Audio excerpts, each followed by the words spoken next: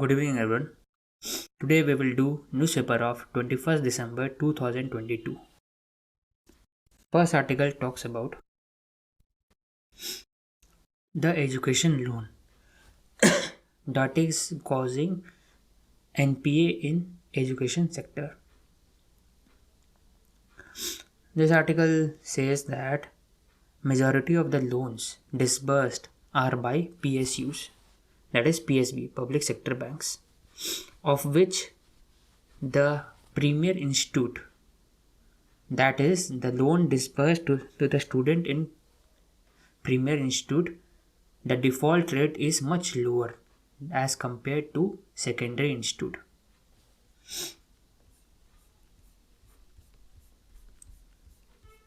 Then next article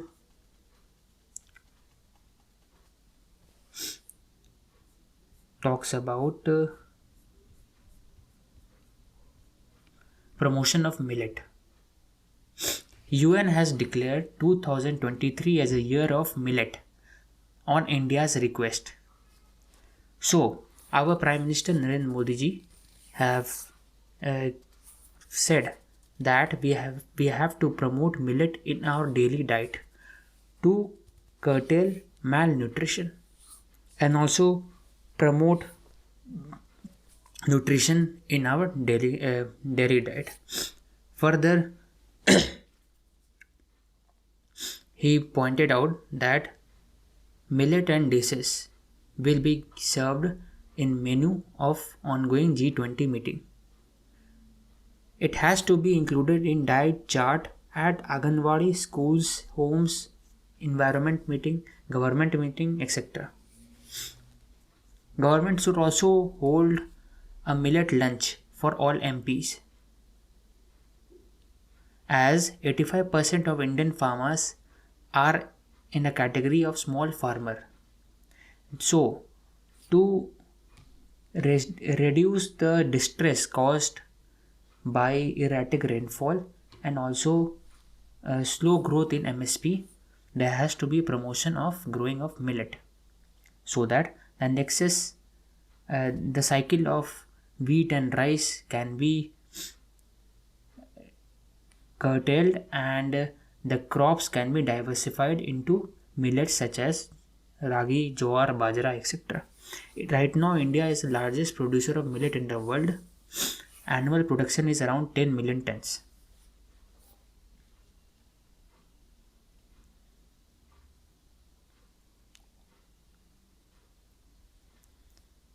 The next article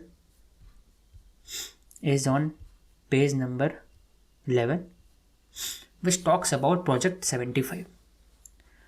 So, what is Project 75? It includes indigenous construction of 6 submarines based on Scorpion classes developed by French Defense Major Naval Group and Spanish state owned entity Navantia. They are being constructed by Mazagon Dock Shipbuilders Limited, Mumbai. So, out of 6 right now, the 5th class Calvary class has been delivered to Indian Navy. So, खास बात क्या है Calvary class का? It has the capability of operating in wide range of naval combat, including it has also anti-warship missile, anti-submarine. It can also do surveillance, technical surveillance, naval mining, mine laying, etc.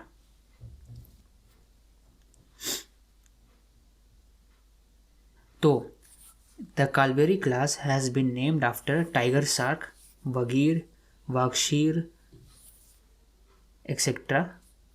The Khanderi जो नाम है वो एक island fort था which was built by Chhatrapati Shivaji, which played an important role in his navy, Karanj, after an island located off south of Mumbai.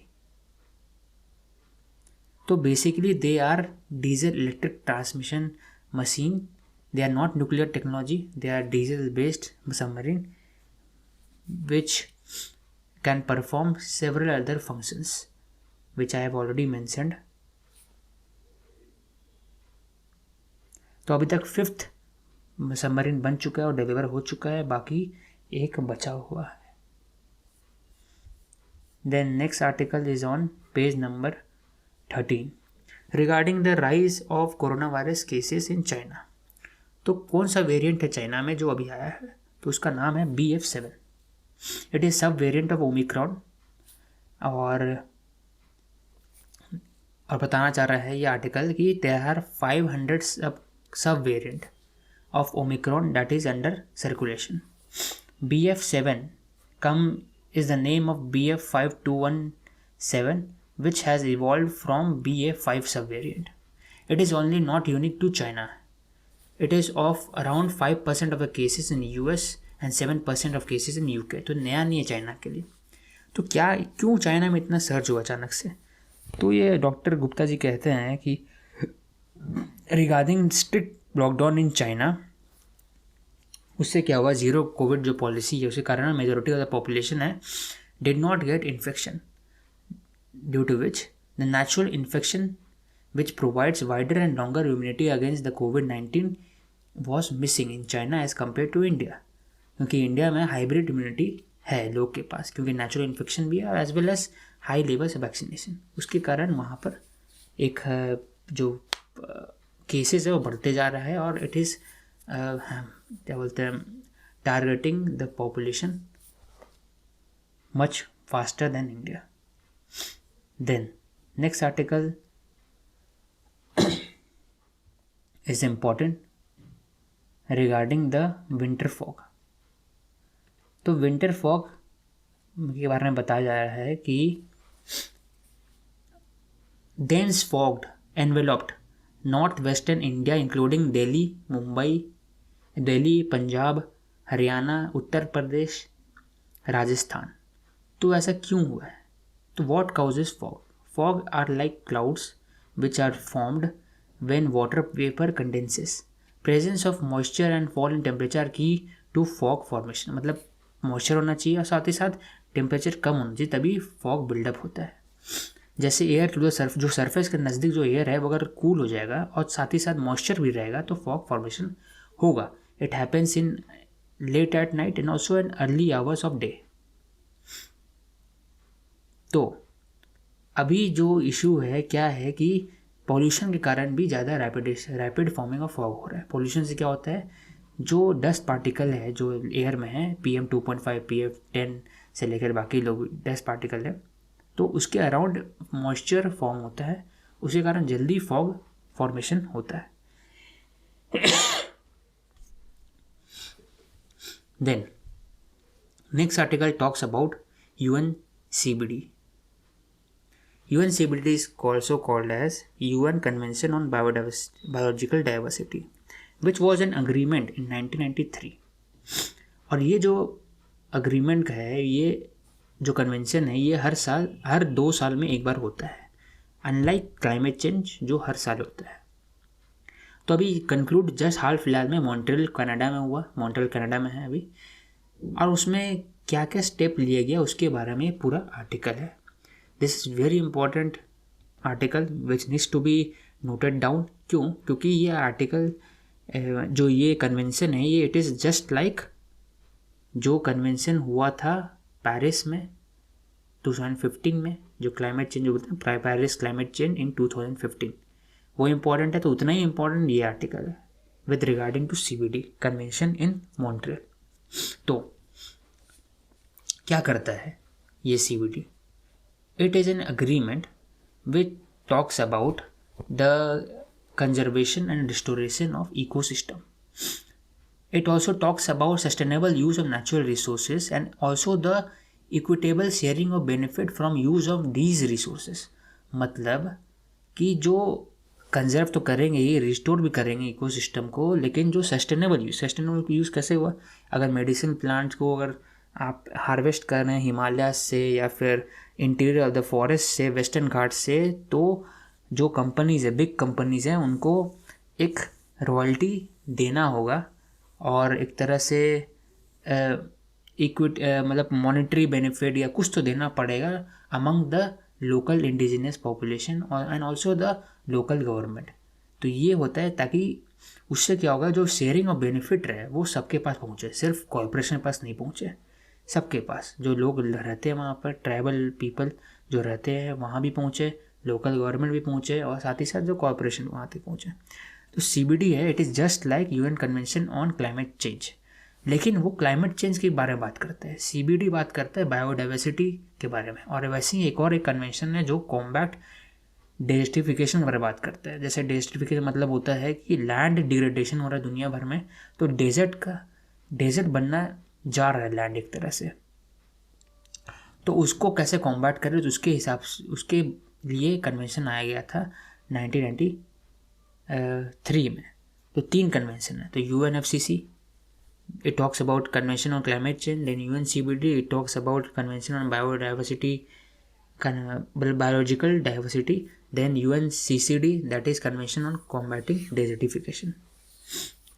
तो अभी हाल फिलहाल जो कन्वेंशन था 15th कॉन्फ्रेंस ऑन पार्टीज था, मॉन्ट्रियल में हुआ अभी, तो वो बात कर रहा है 4 goal 23 target to be achieved by 2030। तो अगर हम हिस्ट्री के बारे में बात करें, थोड़ा सा हिस्टोरिकल कंटेक्स्ट के बारे में बात करें, तो CBD के हिसाब से अगर देखा जाए तो अभी तक 2 सप्लीमेंट्री अग्रीमेंट हुआ है। एक Cartagena protocol in 2003 and Nagoya protocol in 2014। तो कार्टेगेना क्या बात करता है, it talks about protecting biodiversity from genetically modified organism by ensuring their safe handling, transportation and use such as genetically modified crops, animals etcetera. क्योंकि उस genetically animal को अगर modify करते हैं, क्रॉप्स को मॉडिफाई करते हैं, तो उसका क्या हार्मफुल इम्पैक्ट है सोसाइटी में भी, ह्यूमंस में भी, और साथ ही साथ एनवायरनमेंट में भी। तो वो उसके हिसाब से वो प्रोटोकॉल है। सेकंड जो बात करता है वो है Nagoya protocol on access and benefit sharing deals with the commercial utilization of biological resources and genetic resources.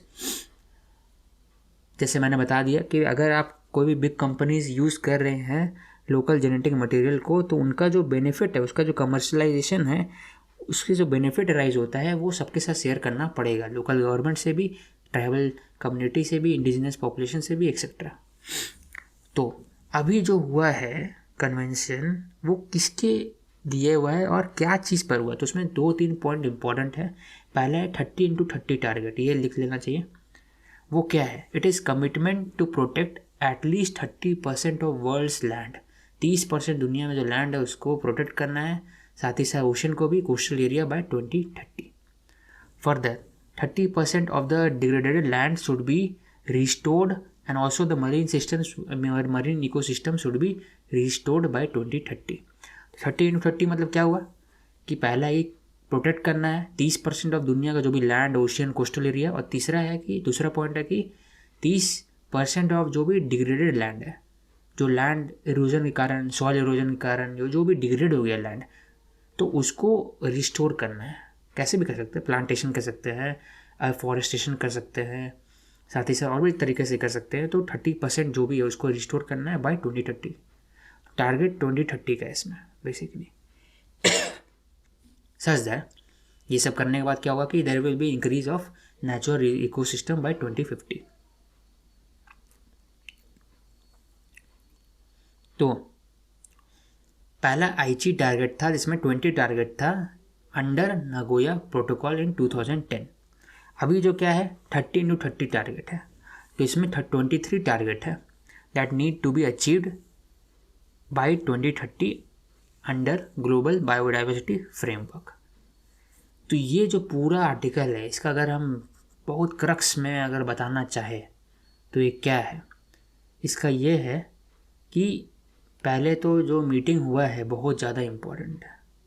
Montreal में जो मीटिंग हुआ है, it is just like Paris climate change of 2015। दूसरा पॉइंट ये है कि 23 टारगेट है which contains 4 goal and 23 target, और नाम क्या है उसका पूरा का, ग्लोबल बायोडाइवर्सिटी फ्रेमवर्क।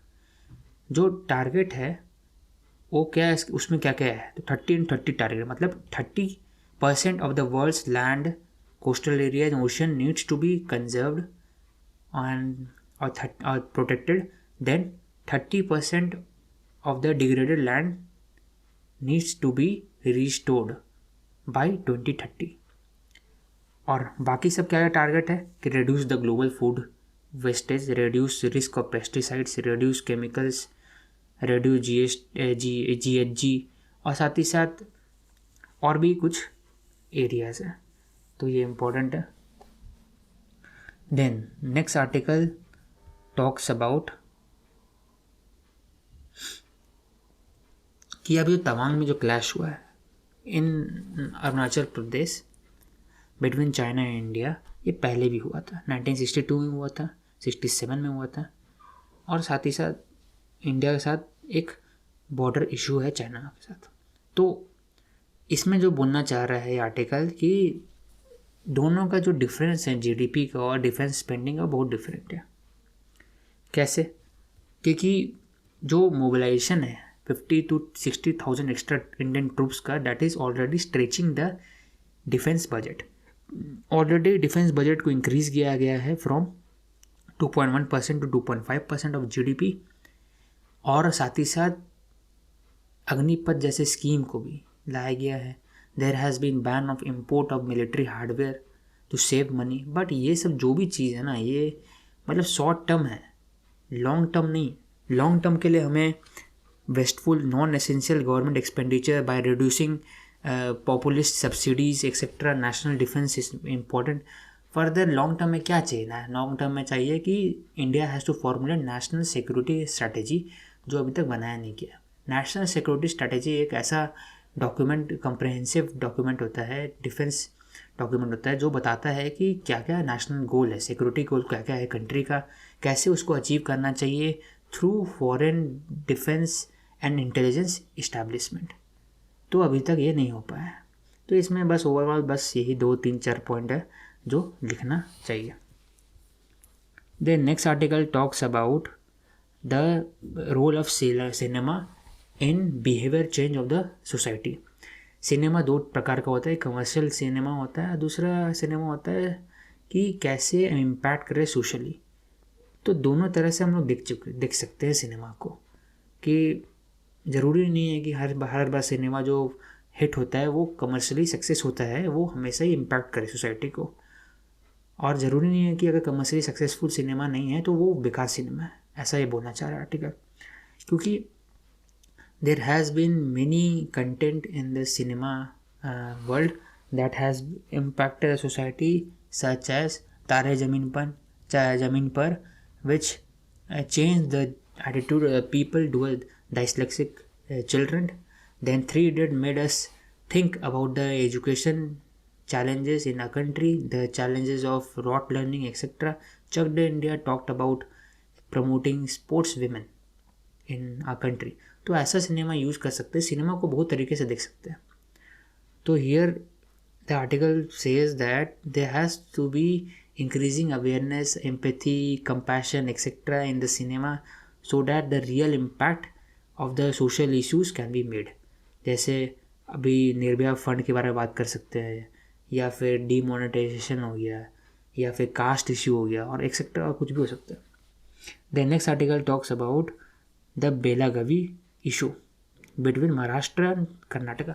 तो अगर 2 लाइन में समझाना चाहिए क्या इशू क्या है, क्या जितना बात चल रहा है इसके ऊपर, वो कि बेलागावी एक जगह है कर्नाटका और महाराष्ट्र के बीच में, इन विच जो बेलागावी में लोग रहते हैं वो मेजॉरिटी मराठी स्पीकिंग पॉपुलेशन है। तो लेकिन जो बेलागावी का जगह जो है it is part of Karnataka, और जो पहले था मैसूर स्टेट था, तो अभी कर्नाटका में।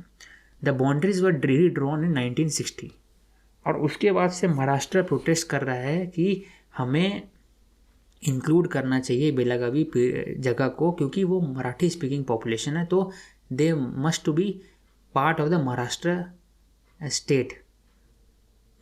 तो 1966 में महाजन कमीशन बैठा, उन्होंने जजमेंट दिया in favour of Karnataka, but Maharashtra have rejected the commission, और वहीं से ये मल्टीलिंगुअल पॉपुलेशन जो है प्रॉब्लम स्टार्ट हो गया अभी तक। तो ये बोलना चाह रहा है कि ज़रूरी नहीं है कि हर एक ही कंट्री का पार्ट है, और साथ ही साथ there has been growing integration among the public due to social media communication deepening communication and also decreasing cost of transportation. तो multilingual population हर जगह हो सकते हैं and we need to promote multilingual population, ये बोलना चाह रहा. Then next article talks about judicial independence. First, the Swami Kesavananda Bharati case has been highlighted, in which the basic structure were formulated then by the 13 bench. और क्या क्या issue है centre और judiciary बीच में over the under article 124 217 of the constitution. 124 highlights that every judge of the Supreme Court will be appointed by the President after consultation with the judges. In particular, the Chief Justice of Supreme Court and High Court in states as necessary. मतलब कि every judge has to be appointed by the President appoint करेगा, लेकिन consult with the judges of Supreme Court and High Court. 2017 जो article है 217 highlights that every judge of High Court will be appointed by the President after consultation with Chief Justice. और इसी पर एक issue है कि इसमें क्या इंटरफेरेंस पे एग्जीक्यूटिव होना चाहिए या जुडिशरी का ज़्यादा पावर होना चाहिए विद रिगार्डिंग टू अपॉइंटमेंट. यही कारण है कि कॉलेजियम सिस्टम बॉर्न हुआ था, जिसमें अभी क्या है इशू कि सेंटर कैन एक्सेप्ट और reject the recommendation made by the collegium system. Accept कर सकता है और रिजेक्ट भी कर सकता है रिकमेंडेशन, लेकिन अगर रिकमेंडेशन फिर से पास होता है बाय द जुडिशरी तो गवर्नमेंट को इज ऑब्लाइज, मतलब कि गवर्नमेंट को मानना ही पड़ेगा, एक्सेप्ट करना ही पड़ेगा the recommendation again passed by the judiciary. पहला बार में रिजेक्ट कर सकता है लेकिन सेकंड बार में करना ही पड़ेगा, ये बोलना चाह रहा है. तो ऐसा हुआ है कि सुप्रीम कोर्ट ने कहा है बार बार गवर्नमेंट को कि they are not following the timeline. उसको सरकार इसको टाल देता है जो भी अपॉइंटमेंट को, तो they are not following the timeline at laid down by second judges cases. और उसी कारण क्या होता है जो वैकेंसी है वो बढ़ते जा रहा है, फिल नहीं हो रहा वैकेंसी. तो कितना वैकेंसी है? 3 vacancy in 34 in Supreme Court अभी 2022 में. उसके बाद 381 वैकेंसी है आउट ऑफ 1100 जजेज in High Court. Further in lower judiciary there are 5000 vacancy और 24,000 सीट जो लोअर कोर्ट में. तो ये इंपॉर्टेंट पॉइंट है, इसको इंक्रीज इन वैकेंसी लिखना पड़ेगा आंसर में. साथ ही साथ 4 crore cases are pending as of August 2022. Further पहला पॉइंट तो बता दिए, कॉलेजियम सिस्टम के बारे में बात कर लिए, सेंटर का क्या रोल है, स्टेट जुडिशरी का क्या रोल है, आर्टिकल के बारे में बात कर लिए. उसके बाद कितना वैकेंसीज है उसके बारे में बात कर लिए. उसके बाद बात कर लिए कितना केसेस पेंडिंग है. चौथा चीज़ इंपॉर्टेंट है कि जुडिशरी रिफॉर्म होना चाहिए. It is a long pending issue. तो आर्टिकल बोलना चाह रहा है कि सिर्फ इंडिया में नहीं है, बाकी जगह कंट्रीज़ में भी जुडिशल रिफॉर्म हुआ है और उसके बारे में बात हो रहा है और इवॉल्व भी हो रहा है. जैसे फॉर एग्जांपल इटली में क्या होता है कि जो भी अपॉइंटमेंट होता है constitutional court that are made by the president, legislature and supreme court, और सबको रिकमेंड करता है, नॉमिनेट करता है 5 जज, मतलब 5 जज जो है उसको रिकमेंड करता है. प्रेसिडेंट भी करता है और लेजिस्लेचर भी करता है, सुप्रीम कोर्ट भी करता है. यूएस में क्या होता है? यूएस में supreme court justice are nominated for life by president और उसको अप्रूव करता है सेनेट बाय मेजोरिटी वोट. तो वहाँ पर हाउस ऑफ कॉमन का रोल नहीं है, सेनेट का रोल है जैसे यूएस सुप्रीम कोर्ट में. जर्मनी में क्या होता है? Each house get 4 appointment in each house court of senate with super majority of 2/3. ये होता है जज. तो सुप्रीम तो बात कर लिया हम लोग, इटली का भी बात कर लिए, यूएस के बात कर लिए, जर्मन का बात कर लिए. उसके बाद कई जगह पर इलेक्शन भी होता है. जैसे फॉर एग्जांपल यूएस में जो state judicial appointment to the state supreme court है, मतलब स्टेट का ऐसा हाई कोर्ट इंडिया में तो वैसे ही वहाँ का स्टेट सुप्रीम कोर्ट है, फेडरल गवर्नमेंट है इसलिए. तो वहाँ पर इलेक्शन होता है. तो इससे क्या होता है they are accountable to the public. तो ये भी एक अलग एक मेथड है जो दूसरा कंट्री में है. और फिर उसके बाद अलग पॉइंट है कि further there have been experimentation with regarding to judicial council. जैसे इंडिया में होता है कॉलेजियम सिस्टम, वैसे ही इराक में भी है, जहाँ बार एसोसिएशन मेंबर वही अपॉइंट करेंगे। उसके बाद है जापान में, जहाँ पर supreme court controls the lower level of judiciary appointment along with training and promotion. UK में भी है। तो ऐसी इंडिया में भी पुश किया गया था जुडिशल अपॉइंटमेंट वाया NJAC, लेकिन वो रिजेक्ट हो गया था citing violation of basic structure. तो इसमें बोलना चाह रहे हैं कि क्या किया जाए, ये दोनों में इतना इशू हो रहा है, दोनों में इतना क्लास है with in judiciary and centre, तो उसका आंसर क्या है? तो पहला आंसर है कि सुप्रीम कोर्ट का जो बर्डन है केसेस का उसको कम कर सकते हैं। For example supreme court should not hear bail application.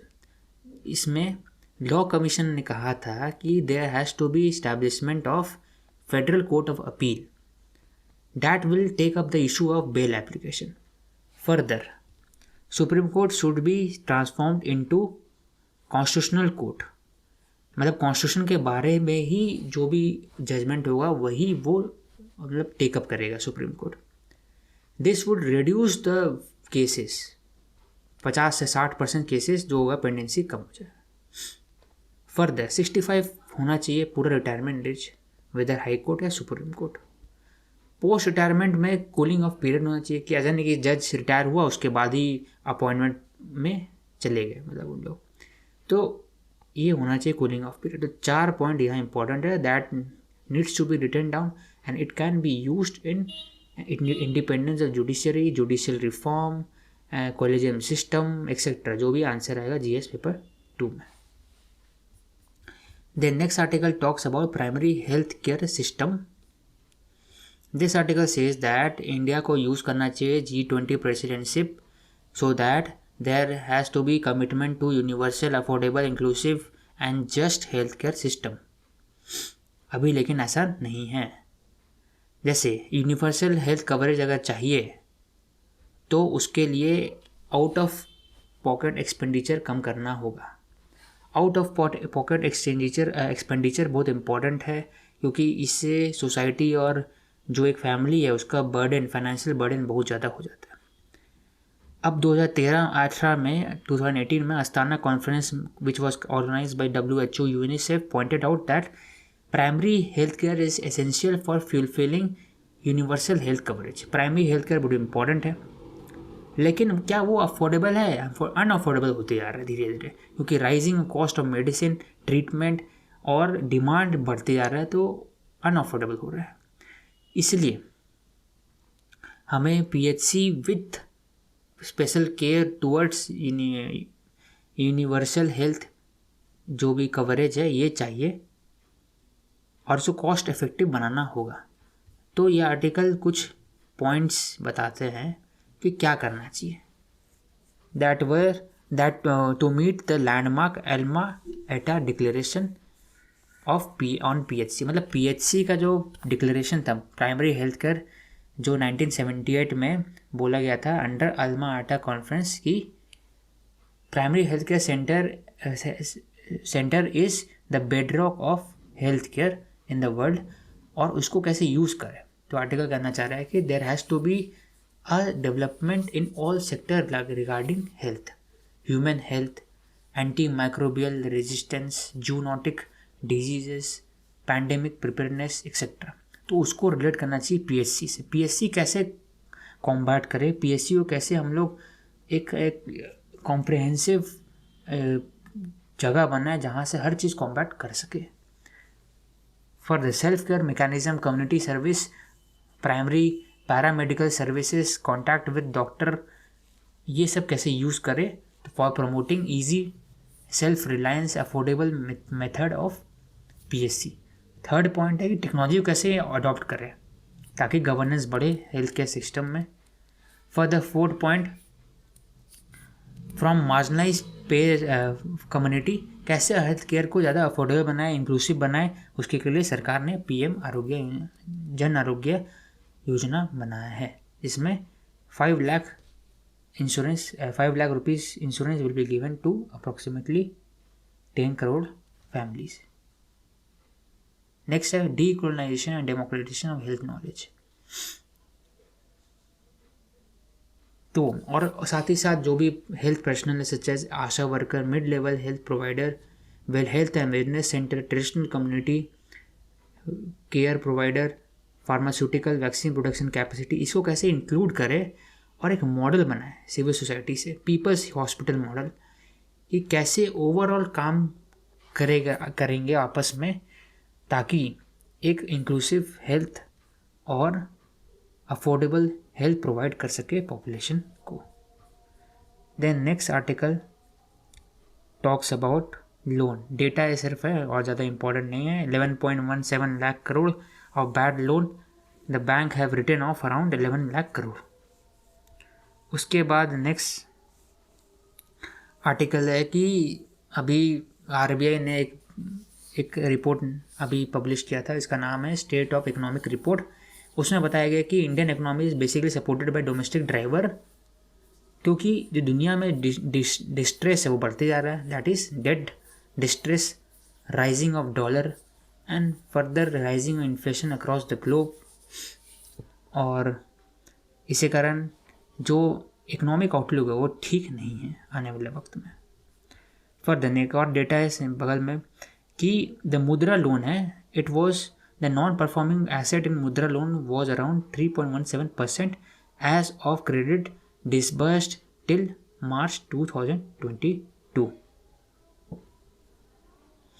तो अगर कोई बोला जाए कि मुद्रा लोन प्रॉफिटेबल है या आप मुद्रा लोन इम्पैक्ट कर रहा है तो ये लिख सकते हैं कि 3.7 ही है सिर्फ NPA। That's all for today. Thank you.